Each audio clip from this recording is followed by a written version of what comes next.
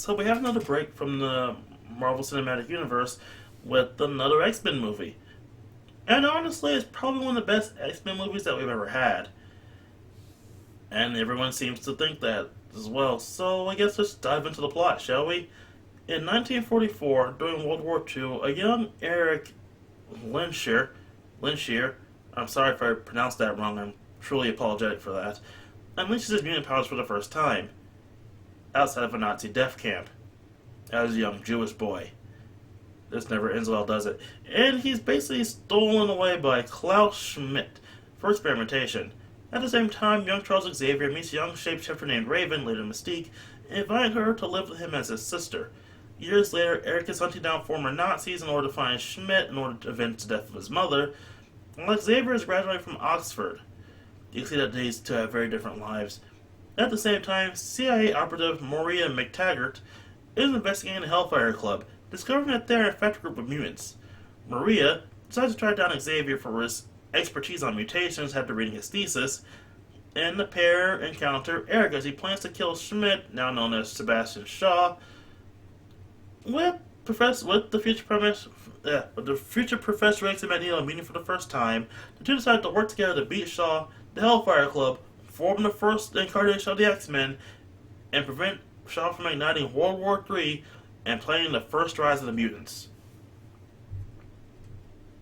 It's a pretty simple plot, and it works for a pretty simple movie, which probably makes it the best. The morals are simple, and Magneto's fluctuate, and we all know Magneto's eventual path, but it works seeing him here as a good guy.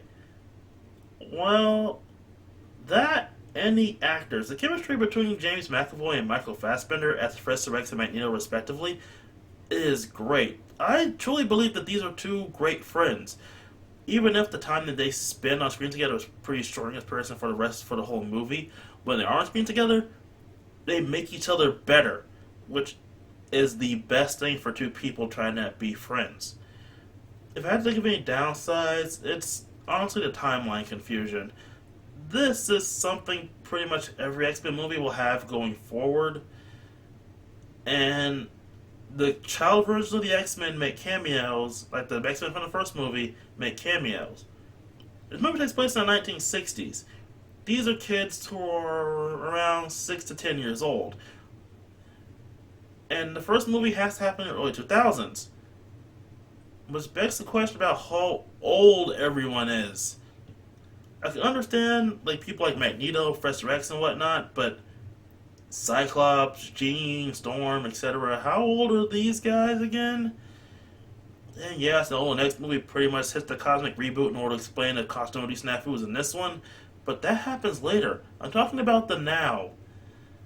Ugh. And let's put aside continuity and talk about comic book comparisons. First off, Maria McTaggart. I'm honestly surprised to see that someone decided to adapt a version of her, considering the fact that even in the comics she's not that big of a character, outside of the one thing she does. And that being she's a former lover of Professor X, who's also a Scottish researcher, not a CIA agent, and being a lover of Professor X, she's also the birth mother of Professor X's son, Legion.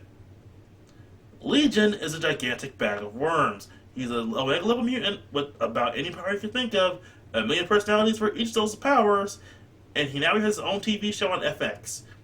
I heard it's pretty good. Is it good? Leave your comments below if it's any good. I don't know if it's crap. I'm also curious to see if it's pretty good.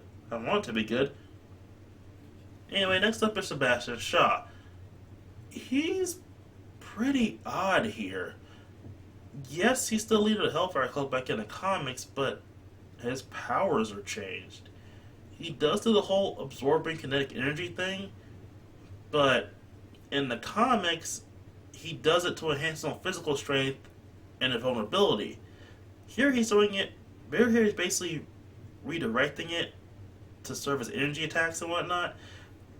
Yes, it does work for making him a bigger threat as the big bad, because you don't know what can hurt him and whatnot. Well, until Magneto kills his ass at the end of the movie. But it's weird to see him shooting off energy blasts when I'm used to seeing him try to punch up Colossus. And succeeding. Next up is Azrael, and how is he even here? In the comics, Azrael is the father of our favorite circus star turned priest, Nightcrawler. Yes, he's an ordained priest, look it up. as well as Mystique, who's Nightcrawler's mother. In the comics, he's a mutant from the biblical era who's trapped in another dimension. As a side note, it's also the dimension that Nightcrawler teleports every time he uses teleportation powers. Him and Mystique basically get it on because he's able to temporarily teleport himself into the real world, and he bangs Mystique, impregnating her with Nightcrawler as part of his plan to break out of his imprisonment. Something that's only brought up about a handful of times, and then he's dead, so Nightcrawler deals with him when he fights him in hell. It makes sense in context. How he's on Earth in the 1960s is anyone's guess. Also, Alex Summers. I'm just gonna say this, short, simple. Yes, he's the brother of Scott Summers, also known as Cyclops, but he's the younger brother. How he's a full-grown adult in the 1960s is kind of a major snafu, unless he's like a cousin or something. In which case, should Professor X immediately track down anyone of the Summers bloodline? Oy. Overall, I can give the changes to continuity errors. And the continuity changes because, again, Azrael, Alex Summers, what the hell? And the friendship between Rogue and Professor X is something that's also original to this movie, never happened in the comics, but I will forget it because it does lead to some interesting character interaction. Overall, this is a great movie. Again, the best of the X movies that we've had so far. If this is your first exposure to the X-Men franchise, which I bet a lot of people making new movies want you to believe it is, then it's a good start.